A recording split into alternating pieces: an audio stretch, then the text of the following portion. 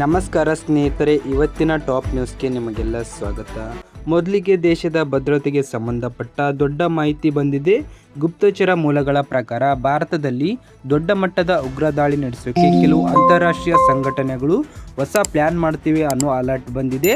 ವಿಶೇಷವಾಗಿ ಪಾಕಿಸ್ತಾನ, ಬಾಂಗ್ಲಾದೇಶ್, ಶ್ರೀಲಂಕಾ ಮತ್ತು ಮಾಲ್ಡೀವ್ಸ್ ಮೂಲಕ ತರಬೇತಿ ಪಡೆದ ಉಗ್ರರನ್ನು ಬಳಸಿಕೊಳ್ಳುವ ಸಾಧ್ಯತೆ ಬಗ್ಗೆ ಭದ್ರತೆ ಸಂಸ್ಥೆಗಳು ಎಚ್ಚರಿಕೆ ನೀಡಿವೆ.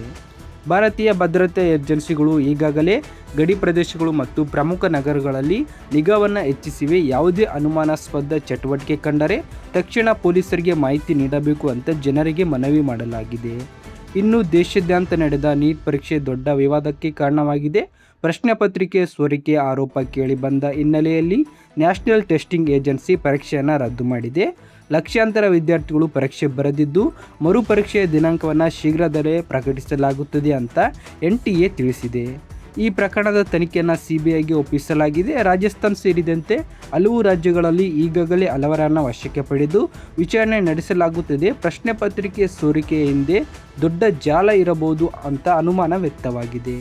ಇದೇ ವಿಚಾರ ರಾಜಕೀಯ ಚರ್ಚೆಗೂ ಕಾರಣವಾಗಿದೆ. ವಿರೋಧ ಪಕ್ಷಗಳು ಕೇಂದ್ರ ಸರ್ಕಾರ ವಿರುದ್ಧ ವಾಗ್ದಾಳಿ ನಡೆಸಿದ್ದು ವಿದ್ಯಾರ್ಥಿಗಳ ಭವಿಷ್ಯದ ಜೊತೆ ಆಟವಾಡಲಾಗಿದೆ ಅಂತ ಟೀಕಿಸಿವೆ. ದೇಶದ ಹಲವು ಭಾಗಗಳಲ್ಲಿ ಪ್ರತಿಭಟನೆ ಕೂಡ ನಡೆದಿದೆ. ಇನ್ನು ತಮಿಳುನಾಡಿನಲ್ಲಿ ರಾಜಕೀಯ ಬೆಳವಣಿಗೆಗಳು ಜೋರಾಗಿವೆ. ಮುಖ್ಯಮಂತ್ರಿ ವಿಜಯ್ ಅವರಿಗೆ ಕೆಲ ಶಾಸಕರ ಬೆಂಬಲ ಹೆಚ್ಚಾಗಿದೆ ಅನ್ನೋ ಮಾಹಿತಿ ಬಂದಿದೆ. ಇದರ ನಡುವೆ ವಿಜಯ್ ಸರ್ಕಾರ ಮಹತ್ವದ ನಿರ್ಧಾರ ತೆಗೆದುಕೊಂಡಿದ್ದು ದೇವಾಲಯ, ಶಾಲೆ ಮತ್ತು ಬಸ್ ನಿಲ್ದಾಣಗಳ ಹತ್ತಿರ ಇರುವ ಕೆಲವು ಸರ್ಕಾರಿ ಮದ್ಯಂಗಡಿಗಳನ್ನು ಬಂದ್ ಮಾಡಲು ಸೂಚನೆ ನೀಡಲಾಗಿದೆ. ಮತ್ತೊಂದು ಕಡೆ ಸನಾತನ ಧರ್ಮದ ಕುರಿತು ಮತ್ತೆ ವಿವಾದಾತ್ಮಕ ಹೇಳಿಕೆ ಕೇಳಿಬಂದಿವೆ.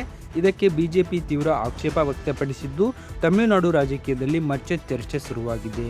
ಇನ್ನು ಅಸ್ಸಾಂನಲ್ಲಿ ಹಿಮಂತ ಬಿಶ್ವ ಶರ್ಮಾ ಮತ್ತೆ ಮುಖ್ಯಮಂತ್ರಿಯಾಗಿ ಪ್ರಮಾಣ ವಚನ ಸ್ವೀಕರಿಸಿದ್ದಾರೆ. ಈ ಕಾರ್ಯಕ್ರಮದಲ್ಲಿ ಹಲವು ರಾಷ್ಟ್ರೀಯ ನಾಯಕರು ಭಾಗವಹಿಸಿದ್ದರು. ರಾಜ್ಯ ಸರ್ಕಾರಿ ಸಾರಿಗೆ ನೌಕರರಿಗೆ ಸರ್ಕಾರ ವೇತನ ಹೆಚ್ಚಳ ಘೋಷಿಸಿದೆ. ಜುಲೈ ತಿಂಗಳಿಂದ ಪರಿಷ್ಕೃತ ವೇತನ ಜಾರಿಗೆ ಬರಲಿದೆ ಅಂತ ತಿಳಿಸಲಾಗಿದೆ. ಆದರೂ ನೌಕರ ಸಂಘಟನೆಗಳು ಇನ್ನಷ್ಟು ಹೆಚ್ಚಳ ಆಗ್ರಹಿಸಿವೆ. ಚೆನ್ನೈ ವಿಮಾನ ನಿಲ್ದಾಣದಲ್ಲಿ ದೊಡ್ಡ ಅನಾಹುತ ತಪ್ಪಿದೆ. ಅಬುಧಾಬಿಗೆ ಹೊರಡಬೇಕಿದ್ದ ವಿಮಾನ ರೆಕ್ಕೆಯಲ್ಲಿ ಬೆಂಕಿ ಕಾಣಿಸಿಕೊಂಡ ಹಿನ್ನೆಲೆ ಟೇಕ್ ಆಫ್ ರದ್ದು ಮಾಡಲಾಗಿದೆ. ಎಲ್ಲ ಪ್ರಯಾಣಿಕರು ಸುರಕ್ಷಿತವಾಗಿದ್ದಾರೆ. ಆರ್ಥಿಕ ಕ್ಷೇತ್ರದಲ್ಲಿ ಕಡೆ ನೋಡೋದಾದರೆ ಜಾಗತಿಕ ಮಾರುಕಟ್ಟೆ ಒತ್ತಡ ನಡುವೆ ಭಾರತ ಷೇರುಪೇಟೆ ಮತ್ತೆ ಭಾರಿ ಕುಸಿತಿದೆ. ಸೆನ್ಸೆಕ್ಸ್ ಮತ್ತು ನಿಫ್ಟಿ ಎರಡೂ ಇಳಿಕೆ ಕಂಡಿವೆ. ಕಚ್ಚಾ ತೈಲ ಬೆಲೆ ಏರಿಕೆ ಮತ್ತು ವಿದೇಶಿ ಹೂಡಿಕೆ ಹಿಂಪಡೆಯುವ ಪ್ರಮುಖ ಕಾರಣ ಅಂತ ಹೇಳಲಾಗ್ತಿವೆ. ರೂಪಾಯಿ ಮೌಲ್ಯದಲ್ಲೂ ಕುಸಿತ ದಾಖಲಾಗಿದೆ. ಚಿನ್ನ ಮತ್ತು ಬೆಳ್ಳಿ ಬೆಲೆಯಲ್ಲಿ ಏರಿಕೆ ಕಂಡು ಬಂದಿದೆ. ಕ್ರೀಡಾ ಲೋಕದ ಕಡೆ ನೋಡೋದಾದರೆ ಟೀಮ್ ಇಂಡಿಯಾದ ಮಾಜಿ ನಾಯಕ ರಾಹುಲ್ ದ್ರಾವಿಡ್ ಯುರೋಪಿಯನ್ T20 ಲೀಗ್ನಲ್ಲಿ ಹೊಸ ಫ್ರಾಂಚೈಸಿಯ ಸಹ ಮಾಲೀಕರಾಗಿದ್ದಾರೆ.